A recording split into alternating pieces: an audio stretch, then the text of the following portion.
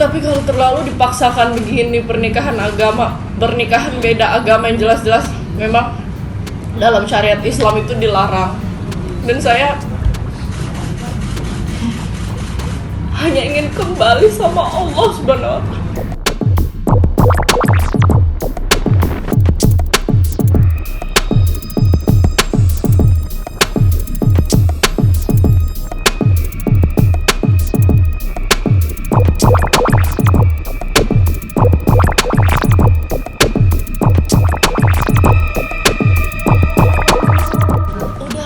Mbak, saya itu meminta untuk berpisah sama Yama Carlos itu sudah lama.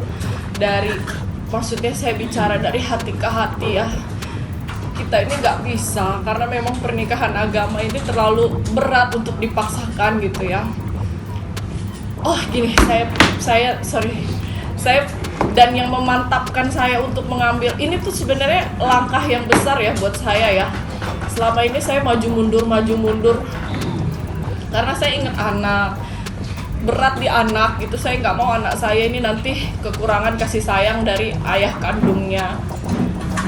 Tapi yang menjadi titik balik saya adalah saat almarhum papa saya meninggal akhir tahun lalu itu, dimana saya berpikir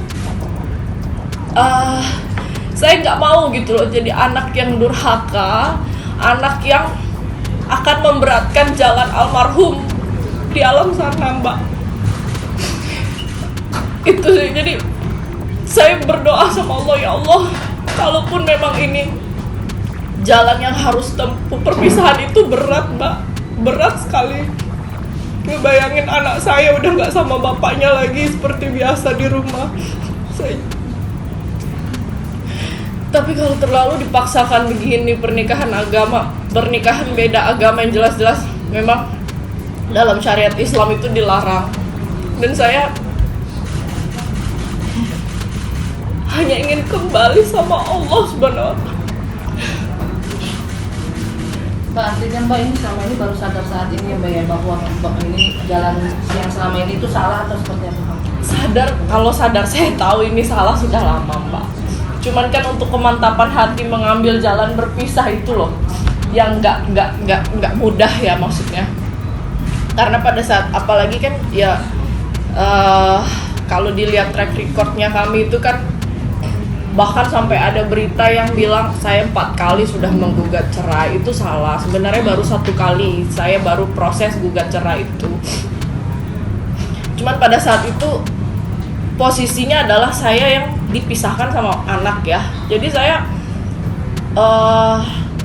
udah kadung depresi duluan dan gak berpikir jernih.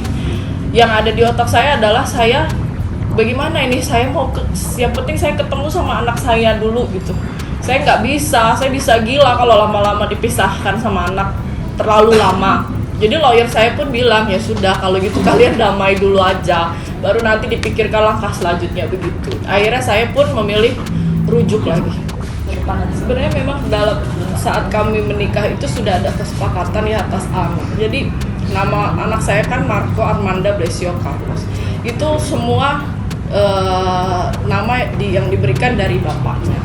Dan sudah sepakat kalau anak saya dididik secara Islam mengikuti agama ibunya. Alhamdulillah saya terima itu gitu ya, terima kasih. Dengan kesepakatan yang lain, apabila dia sudah berusia 21 tahun ya dewasa, dia bebas memilih agamanya, saya setuju. Tapi makin kesini banyak perselisihan kecil ya, tapi kayaknya nggak perlu juga lah saya ungkapkan.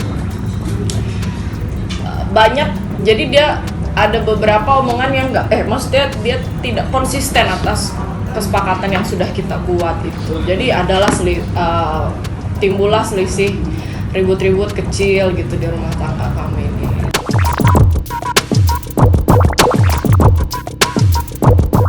Ya memang begini Mbak, setiap kali saya minta berpisah dari Yama ini selalu kasih ultimatum ya, seperti ultimatum ke saya. Dia bilang, sampai mati pun saya tidak akan pernah mau berpisah atau menceraikan saya gitu, menceraikan kamu.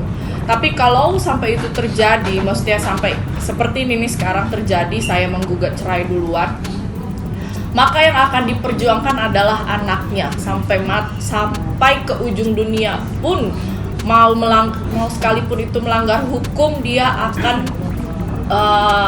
mendapatkan Marco. Dia bilang begitu. Itu yang menjadi ketakutan besar saya. Makanya saya terpaksa mengambil jalan ini ya, karena saya takut apabila anak saya didapatkan sama bapaknya duluan, ya ini ketakutan saya aja ya. Saya akan ditutup aksesnya sama dia gitu.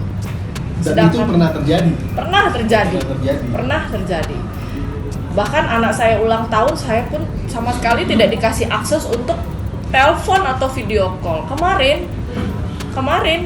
Marco ulang tahun tanggal 23 April, saya kasih video call untuk ya karena ulang tahun kayak gitu.